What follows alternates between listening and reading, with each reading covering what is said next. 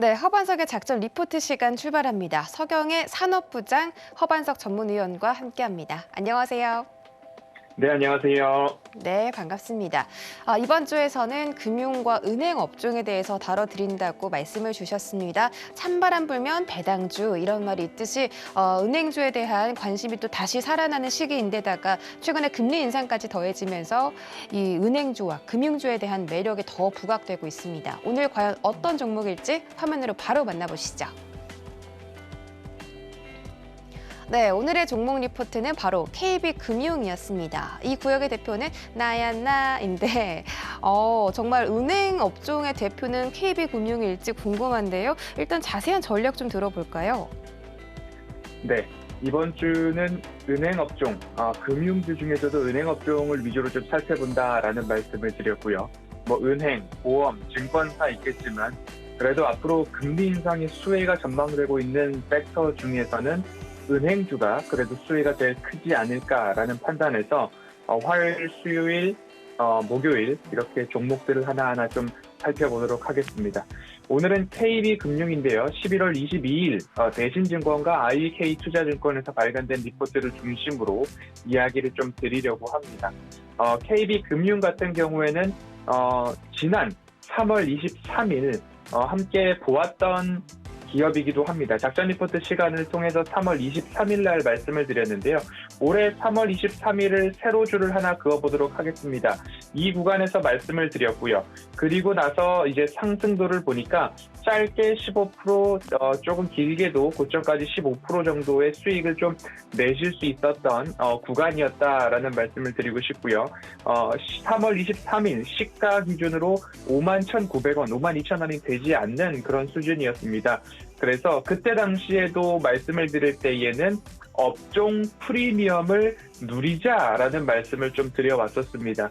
그래서 결론부터 말씀을 드리자면 연말 배당락 시즌까지는 추세상 박스권 트레이딩이 가능한 섹터가 은행업종이다라는 말씀을 드리면서 조금 차트상 저위험 구간 그리고 추세를 말씀을 드릴 때에 이러한 추세를 말씀을 드렸죠. 그러면 차트상 저위험 구간인가라는 말씀을 드렸을 때에는 이렇게 추세 저점이 있다라는 말씀을 또 드렸고요. 그리고 평행한선을 하나 더 그어서 위로 한번 올려보도록 하겠습니다. 늘 방송에서 보여드리는 이야기는 이러한 것들을 하나의 툴로서 참고, 보조지표가 되겠다라는 생각이 들기 때문에 늘 이렇게 그리는 모습까지 좀 보여드리고 있는데요. 그러면 박스권에서는 이렇게 되돌림 자리가 나오고 있는 모습이죠. 그리고 여기에서는 뭔가 수익률 극대화 라인으로서 되돌림 자리가 될 수도 있겠습니다라는 말씀을 드렸고요. 최근 국내 시장의 오미크론 여파로 인해서 전 업종이 하락을 하면서 다시 한번 이 추세 하단부에 좀 다다랐습니다.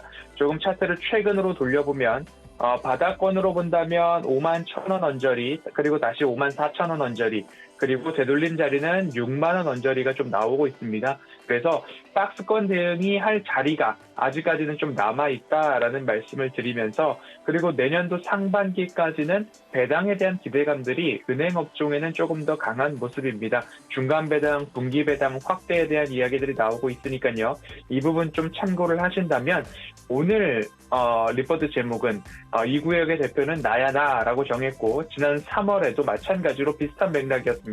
업종 대표주의 프리미엄을 누리자라는 말씀을 드렸던 것처럼 은행주 중에서 KB금융 추세 하단에서는 관심 가져볼 만한 위치가 되었다라는 말씀 짧게 먼저 드리도록 하겠습니다. 네, KB금융의 업종 대표 프리미엄이 붙는다 이렇게 말씀해 주셨는데 역시나 그 섹터를 대표하는 주도주를 사는 것이 조금 더 투자자들이 안정을 좀 찾을 수 있는 그런 포인트인 것 같습니다. 일단 KB금융 워낙 유명한 기업이기 때문에 왜 하필 많은 은행 업종들, 은행 관련 종목들 중에서 KB금융인지 허반석의 모멘텀 체크리스트를 통해서 한번 짚어볼까요? 네, 앞서서 차트상 저위험 구간이라는 말씀은 미리 좀 드렸습니다. 그래서 연말까지 추세 박스권 하단에서는 접근이 가능하겠다라는 말씀 차트상 저위험 구간 말씀을 드릴 수 있을 것 같고요. 두 번째로는 이제 숫자상 매출액과 영업이익이 증가하는가를 좀 말씀을 드리고 있죠. 3분기 연속 견조한 실적을 달성을 하고 있고요. 21년도 올해 연간이익은 4조 3천억 원 가량 달성할 것으로 전망이 되고 있는데 전년 대비 26% 성장이 전망되는 수치가 4조 3천억 원 규모입니다. 금리 인상에 따른 수혜 업종이고 내년도에도 상반기까지는 이러한 호실적이 지속될 것으로 전망이 되고 있기 때문에 그러면 실적이 좋으면 거기에 대한 배당이나 주주 친화 정책도 강화될 수 있겠다라는 기대감들이 함께 주가에 반영되고 있는 모습이겠다라고 읽혀지고 있습니다. 그리고 3분기 실적을 살펴보면요. 순이익은 컨센서스를 7% 이상 상회를 하는 모습들을 좀 보여주었습니다. 핵심 예금 또한 317조 9천억 원을 돌파를 하면서 핵심 예금도 증가세를 기록하고 있다, 지속하고 있다.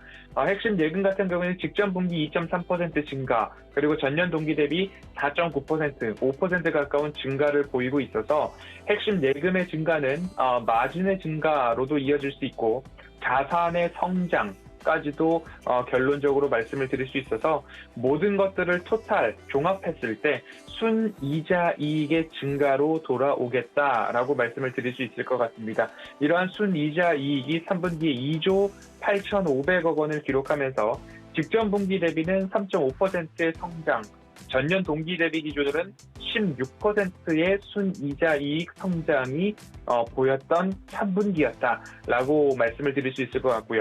그러면 은행업종뿐만 아니라 비이자 이익 부문에서는 어떠한 부분이 있었을까를 좀 살펴볼 수 있을 것 같은데 비이자 이익 부문도 1조 원에 육박하는 3분기 성과를 내었습니다. 9,110억 원으로서 직전 분기 대비 5% 이상의 비이자 이익 성장이 있었고요. 전년 동기 대비는 15.5%의 성장을 좀 보였습니다. 구체적으로 본다면 증권 쪽에서는 1,690억 원의 이익을 좀 보았습니다. 거래대금 감소에도 불구하고 전반적인 이익 개선이 달성되었던 증권 부분이었고요. IPO가 많았던 부분도 한 몫을 했다라는 판단입니다. 그리고 보험업종으로 본다면 1,260억 원의 이익을 거두었는데요. 직전 분기 대비 70% 이상의 성장, 그리고 전년 동기 대비했을 때는 196%의 성장을 좀 보였습니다. 보험업 부분의 성장이 조금 크게 눈에 띄는 부분인데요. 자동차 보험 손해율 하락, 그리고 유가증권 매각이익 차익이 반영돼서 호실적이 3분기에 이렇게 잡혔다라고 이해를 해보시면 좋을 것 같습니다. 그리고 기타 부문으로는 카드나 저축은행 등 전반적인 전 분기 대비 순이익 증가가 지속되고 있는 기업이 KB금융이다라는 것들을 보았을 때는 은행업, 순예금, 그리고 예금 이익, 핵심 예금의 증가, 비이익 부분, 비이자 부문, 증권이나 보험, 그리고 카드나 저축은행 전반적으로 기업의 이익 체력 그리고 실적 개선세가 지속되고 있다라는 부분 먼저 모멘텀 체크해 보도록 하겠습니다. 네, 마지막으로 KB금융에 대한 모멘텀까지 체크해 보면 좋을 텐데 어떤 미래 먹거리를 가지고 KB금융이 더 성장할 수 있을까요? 네, 이렇게 좀 말씀을 드렸죠. 차트상 저위험 구간인가 숫자상 매출액과 영업이익이 증가하는가, 그리고 이 기업을 바라보았을 때 주가 상승을 가져올 만한 미래 먹거리가 무엇인가를 끝으로 한번 확인을 해보아야 될 것 같습니다. 이 구역의 대표는 나야 나라고 말씀을 드렸는데 그 구역의 대표 중에서도 하나의 핵심 포인트는 결국 주주 친화 정책이라고 말씀을 드릴 수 있을 것 같습니다. 배당 성향이 상승하고 있고요. 주주 친화 정책이 앞으로 강화될 것으로 기대감들이 좀 남아 있습니다. 중간 배당을 주당 750원을 실시했습니다. 신한지주나 다른 기업들은 분기 배당에 대한 부분들도 실시를 했던 모습들이 좀 있는데요. KB금융은 중간 배당을 750원을 실시를 했습니다. 그리고 꾸준히 20%의 배당 성향을 좀 보이고 있는데요. 배당 성향을 본다면 17년도 23%, 18년도 25%, 19년도 26%, 지난해는 20%로 좀 축소가 되는가 싶더니 21년도 최소 19년도 정도로 배당 성향을 26% 정도로 감안을 한다면 올해 총 2,800원의 배당금이 지급되지 않을까 전망이 됩니다. 그러면 중간 배당으로 약 750원이 지급이 되었고 기말 배당으로는 2,050원 정도가 배당금으로 책정이 되지 않을까라는 기대감들이 아직 있습니다. 배당 증가뿐만 아니라 자사주 매입에 대한 기대감들이 은행업 전반에 좀 있기 때문에 KB금융도 탄탄한 이익 체력, 재무 건전성들이 있기 때문에 앞으로 좀 강화된 주주 친화 정책이 발표되지 않을까라는 기대감들이 좀 있습니다. 그래서 3월 업종 대표 프리미엄에 대한 이야기를 드렸고요. 그리고 은행주 중에서는 업종 대표주가 아닐까라는 말씀을 좀 드려오고 있습니다. 그렇기 때문에 그러한 업종 대표주에 대한 부분들, 이 구역의 대표는 나다라는 것들이 이미 차트, 주가에도 선 반영되어 있는 부분들이 좀 있습니다. 그래서 워낙 주가가 추세를 잘 이어가고 있고 우상향하는 모습들이 잘 그려져 왔기 때문에 이 구간에서는 너무 무리하거나 욕심을 내기보다는 이 추세 저점에 따라서 이 부분은 트레이딩과 관련된 부분으로 좀 보시면서 이 추세 저점에서는 매수와 추세 고점에서는 매도를 좀 반복하는 모습들이 꾸준하게 이어져 왔고 최근 수급들을 본다면 기관과 연기금과 사모펀드 쪽에서는 차익 매물들이 지속적으로 나와주고 있지만 그러한 모든 물량들이 외국인들이 다 쓸어 담고 있다라는 모습들이 좀 나올 수 있습니다. 그리고 조금 공격적인 투자를 하고 있고 단기 성향을 보이는 금융투자도 전일 1조 원 가까운 순 매수를 기록해 주었다라는 모습들을 좀 본다면 KB금융에 대한 모습들 그리고 추가적인 매수에 대한 부분들이 지금 가담이 되고 있구나라고 생각을 해보셔도 좋겠습니다. 그래서 추세상 저점에서는 매수, 용기를 내고 추세상 고점에서는 주의, 매도를 할 수 있는 모습까지도 좀 본다면 KB금융이 단기적으로도 좀 접근이 가능하지 않을까라는 말씀을 좀 드릴 수 있는데 거기에 대한 가장 든든한 모습 중에 하나는 재무 건전성에서 자산 건전성을 좀 드릴 수 있을 것 같고요. 그리고 모든 계열사에 있어서 이자 부분과 비이자 부분, 은행과 비은행 모든 면에 있어서 실적의 개선세가 현재 보여지고 있다라는 부분 좀 보시면 좋을 것 같습니다.